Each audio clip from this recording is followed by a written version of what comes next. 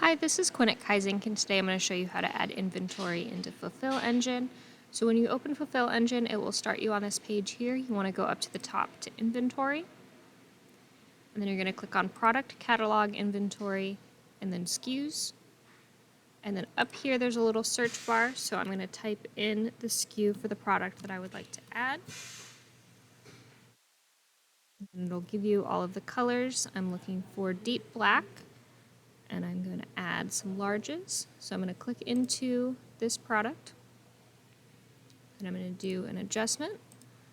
I'm going to add 8 to inventory, and because our bin system is not set up yet, I'm going to put a note in here of what bin it is in, but I'll also show you how to add it to a bin correctly.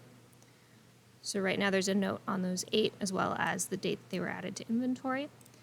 If you want to put them in a bin, you can do that over here on the set and then warehouse location, and you can add your bin in here.